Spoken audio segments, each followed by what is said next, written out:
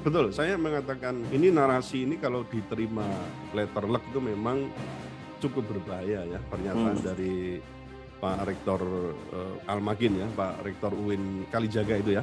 Ya. Saya kira itu cukup berbahaya. Nah, dalam hal ini saya kira rakyat harus cerdas dan berani menyatakan bahwa yang benar itu benar dan yang salah itu salah. Narasi agama sebagai racun, sebagai candu, sebagai pendorong apa istilahnya kebangkitan, maksud saya itu kan bisa menjadi pendorong kebangkitan narasi ideologi materialisme tadi Mas. Taruhlah kalau kita ngomong Indonesia ya komunisme itu bisa mendorong ke arah sana. Kita ngomong bolak-balik agama itu jatuh, ini merusak, ini itu akan mendorong kebangkitan itu. Nah, kita harus sadar betul bahwa kita ini sekarang dalam era orang mengatakan tuh imperialisme epistemologis. Kalau bahasa gampangnya ya perang pemikiran gitulah. Nah, kalau dalam bahasa Arabnya itu ghazwul fikri. Ghazwul fikr itu ya. Nah,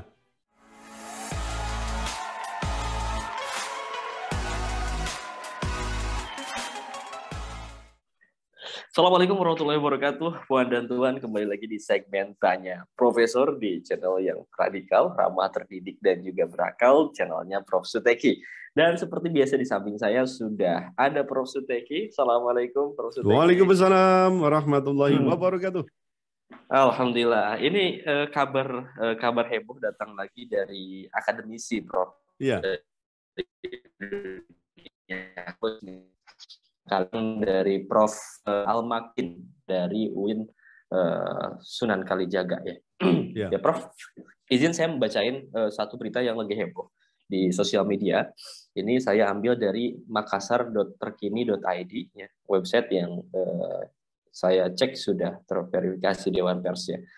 Judulnya Rektor UIN minta masyarakat tidak penuhi medsos dengan simbol agama. Bahaya bagi bangsa Indonesia. Waduh, udah bahaya nih. Ada apa nih? Bahaya bagi siapa ini? Iya, izin ada 3 paragraf yang akan saya bacakan. Masyarakat Indonesia diajak untuk menerapkan sikap dan perilaku yang baik dalam beragama, bukan malah memenuhi konten di medsos dengan simbol agama yang berlebihan. Hal tersebut disampaikan oleh Rektor Universitas Islam Negeri UIN Sunan Kalijaga Yogyakarta, Prof. Al-Makin pada sambutan pembukaan konferensi penyiaran Indonesia yang digelar oleh Komisi Penyiaran Indonesia (KPI) di UIN Sunan Kalijaga Yogyakarta. Makin menyampaikan jika masyarakat harus merenungkan kembali bagaimana beragama yang baik dan juga santun. Saya mengajak masyarakat Indonesia untuk merenungkan kembali bagaimana beragama yang lebih baik dan lebih santun, kembali ke tengah dalam beragama. Ujarnya dikutip dari Antara Minggu 22 Mei 2022. Itu Prof cuplikannya. Tapi sebetulnya beritanya panjang, Prof. Termasuk saya akan bertanya di pertanyaan pertama ini, Prof. Kalau kemudian kita baca berita tersebut di penggalan-penggalan tengah juga berita menyatakan kayak gini, Prof. Itu semua menjadi cermin cara beragama yang bukan intinya beragama. Agama menjadi candu. Ya, agama menjadi candu dan bukan menjadi penuntun akhlak. Ini kata-kata candu itu identiknya tuh asosiasinya kemana gitu. Iya, komentar masa lalu itu. Iya, betul. Iya, komentar Prof. Suteki terkait dengan narasi candu itu. Baik, Mas. Saya sesama guru besar ini ya, saya prihatin kalau ucapan-ucapan semacam itu kan tanpa kita mengingatkan memori ya, maksudnya apa kejadian dulu tahun 60-an ya sampai 65 itu. Betul. Agama itu ditempatkan sebagai candu. Dan ini sebenarnya hampir mirip dengan pernyataan rektor sebelumnya, yaitu Pak Yudian Wahyudi yang sekarang juga sekarang sebagai ketua BPIP kan. Ya, waktu itu malah mengatakan, maaf ya, ini memang yang tersiar di media sosial meskipun kemudian diklarifikasi macam-macam, tapi kan yang terangkat itu agama sebagai musuh terbesar dari Pancasila kan itu. Itu yang saya kritisi betul itu. Wah, itu saya katakan itu anomis ya, ateis, sampai ya banyak hal yang saya komentari waktu itu di ILC, saya masih ingat itu. Nah begini Mas, kalau kita sadar ya bangsa ini kan sebenarnya sudah mempunyai slogan pengikat keberagaman, yang itu merupakan sebuah keniscayaan. Maksud saya keberagaman ini sebuah keniscayaan, yaitu apa? Bhinneka Tunggal Ika, kan begitu. Ya. Dan dalam agama pun kita sebenarnya sudah dituntun oleh Allah itu untuk yakin dengan kebenaran agama, yang kita maksud adalah Islam itu, agama tauhid, namun kan tetap diberikan ruang apa? Untuk tetap menghormati pemeluk agama lain. Bukan begitu kan? Di Betul. surat Al-Kafirun misalnya, kita ambil aja itu, lakum dinukum waliyadi. Lu kurang apa itu loh Allah itu memberikan tuntunan. Bahkan Allah itu kan melarang kita menghina Tuhan-Tuhan agama lain kan, itu kan, karena kalau kita hina Tuhan mereka, ajaran mereka, mereka nanti akan menghina Tuhan dan juga ajaran kita kan gitu. Itu jelas. Kalau mau beragama dengan baik, pasti nggak akan mempersoalkan mengenai tentang apakah itu keberagaman atau soal toleransi itu. Nah yang kedua, sejak negeri ini didirikan oleh para founding fathers, bangsa ini kan sudah berikrar bahwa falsafah hidup dan konstitusi kita itu sebagai namanya religious nation state. Kita sebagai religious nation state.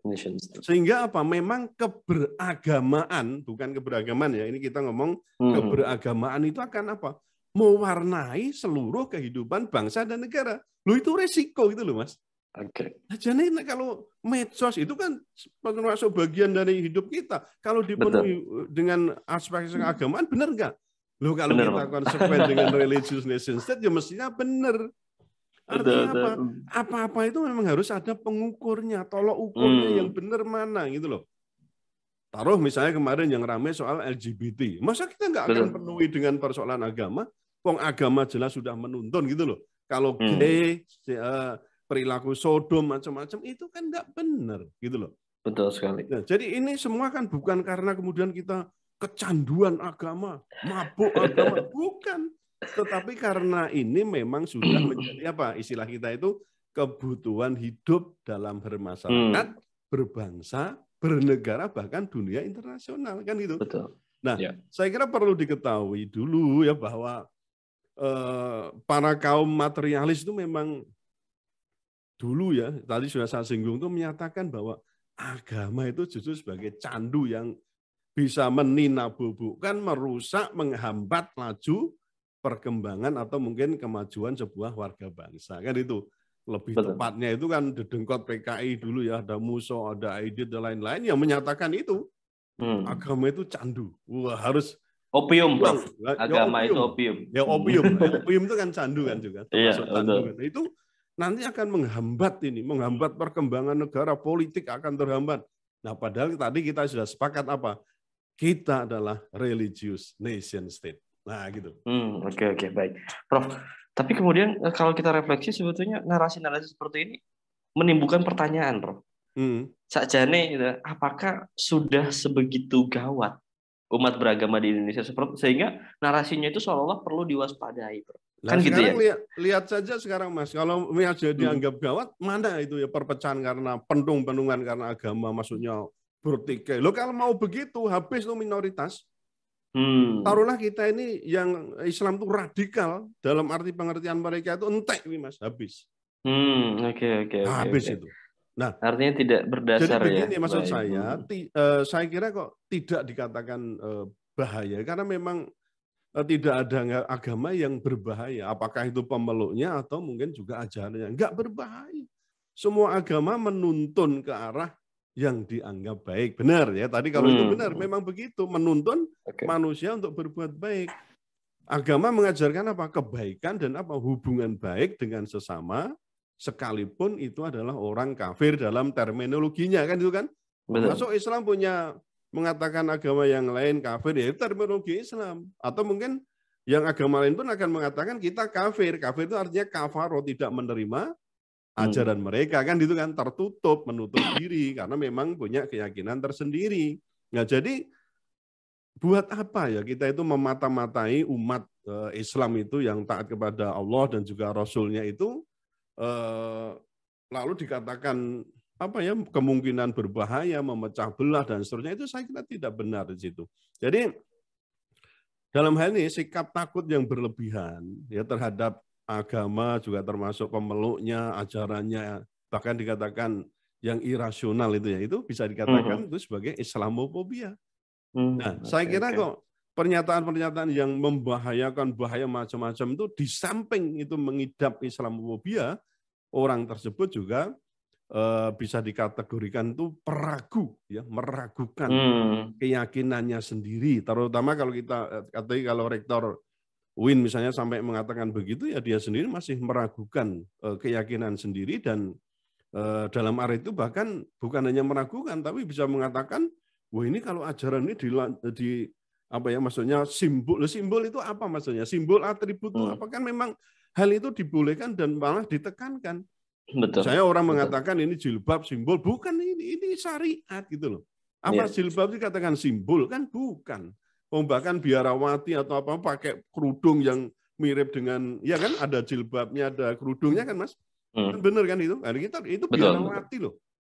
Nah, pagi kita itu umat Muslim kalau masih mengatakan ini simbol-simbol atribut, bukan. Ini bukan simbol, bukan atribut, tapi ini memang syariat yang tidak boleh dikatakan bahwa ini akan menghadang laju peradaban Islam. Nggak boleh begitu. Jadi prinsip tidak ada bahaya dalam agama. Jadi kebaikan itu kalau mau kita, makanya kan pemahaman agama itu harus benar-benar gitu loh, Mas.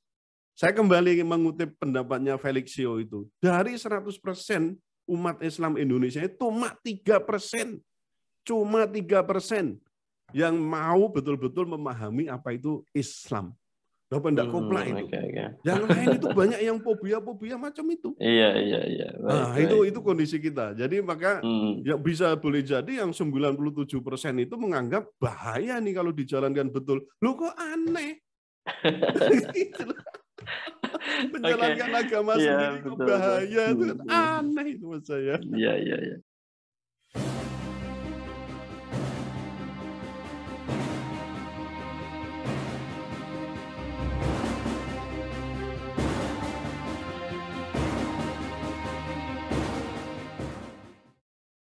Prof, kalau kemudian kita lihat konteks ucapan Prof. Al-Makin ini, ya, itu kan dalam rangka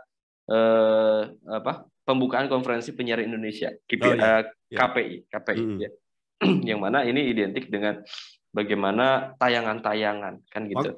Iya, waktu itu kan juga heboh itu, Mas, ketika bulan puasa tahun lalu atau apa itu yang supaya tidak mengorbitkan ustadz-ustadz yang dalam tanda kutip itu. Iya betul, Mas Kim ya. Iya. Nah, kalau kemudian kita perbandingkan, Prof, ya, sebetulnya kan kita juga mengalami istilahnya masifnya tayangan-tayangan kemaksiatan, Prof, di semua platform media sosial media. Betul, ya. Sementara yang tadi ucapan Al-Makin itu mencoba menghentikan, ya, tayangan-tayangan yang dalam hal agama gitu. Sementara di lapangan itu kemaksiatan itu benar-benar jor-joran loh, Prof. Sekarang itu anak-anak muda kalau bicara podcast itu bicara benar-benar terbuka, Prof. Bicara hubungan badan sambil minum itu, bikin tayangan itu sambil minum, sambil ada botol. Maksudnya minuman keras itu. Minuman keras. Kalau minuman ini kan enggak apa-apa, ini teh ini ya. Ya, sudah sampai itu. Sementara tadi Al-Makin itu melarang untuk sebuah agama. Bagaimana dengan cara kita melawan kemaksiatan itu kalau tidak dengan agama? Nah, dari perbandingan ini apa yang Prof khawatirkan, Prof? Itu yang saya kira ambigu kita itu di situ. Jadi hipokrit tadi. Mulai dari kita masuk ke Jepang tadi lah, kita itu sudah mengikrarkan diri sebagai negara yang berketuhanan yang mahasa, ya, religious nation state, tapi kok perilakunya itu jauh dari itu gitu loh, Mas. Ini persoalan besar, ini diekspos. Tapi kan alasannya, kita ini moderat, gitu, anti radikalisme, permisif, pluralisme, kan itu. Nah, kalau ini dibiarkan, Indonesia ini lama-lama akan kehilangan jati diri, bahkan kehilangan yang tadi religious nation state. Kita ini akan terus ya didinabubukkan dengan kenikmatan jasmani yang ya boleh dikatakan sebenarnya itu sesaat kan, tapi apa? Mengabaikan visi yang namanya kehidupan akhirat. Betul nggak itu? Betul. Nah, ini kan cilaka ini. Kalau negara religious nation itu mesti visinya apa? Yang disebut dengan kampung akhirat. Nah, tapi ternyata enggak. Seolah-olah kita ini hidup ya pokoknya di kampung dunia ini enggak ada lain. Itu kan materialistik namanya. Nah, bahkan tadi saya katakan bisa jadi orang-orang ini tergiring untuk apa? Tidak percaya adanya akhirat. Katanya itu kalau kita ngomong Quran ya, wah itu adalah asatirul awalin. Itu kan cuma cerita-cerita nih. Cerita-ceritanya orang dahulu. Kan itu. Itu hanya cerita-cerita orang masa lalu. Nah kita pun dalam hal ini akan kehilangan apa namanya radikalisme dalam ideologi. Dan itu juga apa? Kita akan permisif terhadap ancaman dari apa? Luar negeri, ada kejahatan, ada kemaksiatan. Nah lama-lama kan seorang muslim itu akan apa tadi meragukan keislamannya yang mestinya kan taat pada persoalan syariat itu kan itu. Nah, jadi ini saya kira memang sebuah ambigu dan saya kira hipokritnya kita ini yang mestinya itu sebagai negara religious nation state, tapi yang kita tampilkan itu justru yang tadi ngomong intinya apa? Loh, nah kalau kebaikan, maaf ya dalam tanda kutip yang dibicarakan sekarang di apa itu di Dukcapil itu kan memberi nama jangan lonte, jangan penis, jangan ini. Lu itu KB bermanfaat. Enggak maksud saya kalau ngomong itu kan semua bermanfaat Mas. Ya mesti ada. Tapi kan kita harus lihat betul ini kalau kita bicara kaitan dengan keberagamaan kita ya diharamkan tidak, dihalalkan tidak kan gitu kan. Betul. Nah, lalu jangan dikatakan, ini kok semua lini mau dipenuhi dengan narasi-narasi keagamaan. Ya memang begitu. Nah, maka saya berprinsip ya dalam hal hukum itu kan kitab suci itu harus di atas konstitusi. Kan itu kan? Artinya betul, apa? Konstitusi itu simbol sebagai peraturan perundang-undangan yang ada di Indonesia tidak boleh lepas, tidak boleh tidak boleh tanpa ada sumber yang bisa dipertanggungjawabkan, yaitu apa? Kitab suci. Saya nggak ngomong satu kitab suci ya, monggo silakan diambil tadi yang terbaik, gabungkan. Mana kira-kira misalnya? Saya tanya tentang LGBT, saya pernah tanya tuh, menurut agama ini gimana? Menurut Anda gimana? Enggak ada yang menerima kok. Loh, kalau yang menerima itu berarti apa? Mereka tidak beragama kalau gitu. Ya enggak Mas? Loh, kalau enggak beragama, menyalahi tadi visi kita religious nation state. Oke, baik. Prof, terakhir Prof, pertanyaan saya. Apa yang perlu kita waspadai sebagai masyarakat terkait dengan banyaknya narasi-narasi berbahaya semacam ini, Prof? Ya, betul. Saya mengatakan ini narasi ini kalau diterima letter luck itu memang cukup berbahaya ya. Pernyataan dari Pak Rektor Almagin ya, Pak Rektor UIN Kalijaga itu ya. Saya kira itu cukup berbahaya. Nah, dalam hal ini saya kira rakyat harus cerdas dan berani menyatakan bahwa yang benar itu benar dan yang salah itu salah. Narasi agama sebagai racun, sebagai candu, sebagai pendorong apa istilahnya kebangkitan maksud saya itu kan bisa menjadi pendorong kebangkitan narasi ideologi materialisme tadi Mas. Taruhlah kalau kita ngomong Indonesia ya komunisme itu bisa mendorong ke arah sana. Kita ngomong bolak-balik agama itu jatuh, ini merusak, ini itu akan mendorong kebangkitan itu. Nah, kita harus sadar betul bahwa kita ini sekarang dalam era orang mengatakan itu imperialisme epistemologis. Kalau bahasa gampangnya ya perang pemikiran gitulah. Nah, kalau dalam bahasa Arabnya itu Ghazwul Fikri. Ghazwul Fikr itu ya. Nah, itu kan memang cenderung orang yang mestinya orang itu tahu, tapi ternyata justru menimbulkan atau mempromosikan hal-hal yang misalnya yang disebut dari pertama itu harokah atas kik gitu ya. Menumbuhkan keraguan atau dalam hal ini ada skeptis pada umat Islam akan kebenaran Islam. Jadi lama-lama kan orang, berarti kalau benar-benar menjalankan Islam itu malah justru nggak benar ya, kan gitu, ragu. Meragukan itu. Betul. Nah yang kedua singkat aja ini harokah at-taswih, yaitu menghilangkan rasa kebanggaan terhadap ajaran Islam. Dengan cara apa? Yang memberikan stigma buruk terhadap Islam. Betul. Yep. Loh, ini tidak bahaya gitu loh.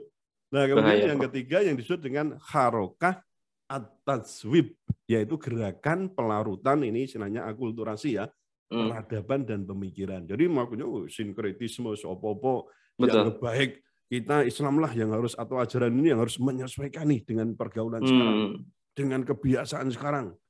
Kalau perlu itu, wah ini ada babi, ini ada minuman ada madu misalnya, atau kurma, ya, lebih tepatnya ada babi, ada kurma, digabung masak babi dengan kurma. Wah ini gimana nih? Oh nikmat, enak. Ini ala Arab, ini ala.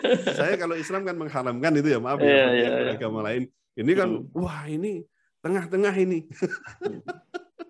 Kacau kalau begitu. Nah yang terakhir, keempat itu disebut dengan harokah at-taghrib, yaitu gerakan westernisasi. Nah ini kan sebuah upaya penggiringan opini dan paradigma bahwa kemajuan itu adalah Barat. Dan itu lalu Barat yang menjadi menjadi acuan untuk kita bagaimana menghidupkan ideologi kita pun harus sesuaikan dengan ideologi Barat.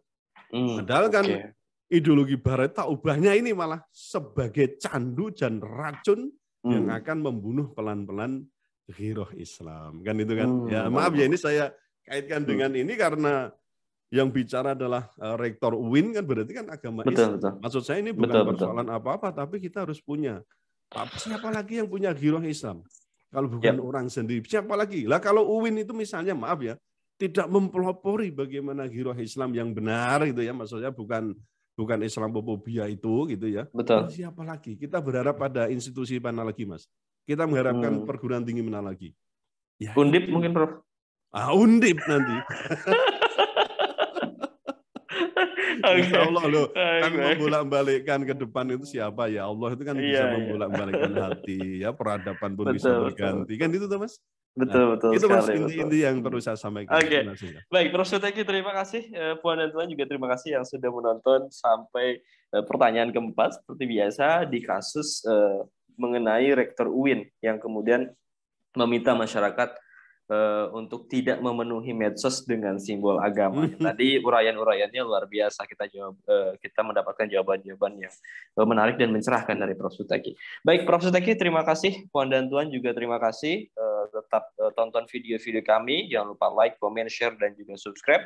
Saya pamit undur diri. Terima kasih. Salam radikal, ramah, terdidik, dan berakal. Dan assalamualaikum warahmatullahi wabarakatuh. Waalaikumsalam warahmatullahi wabarakatuh.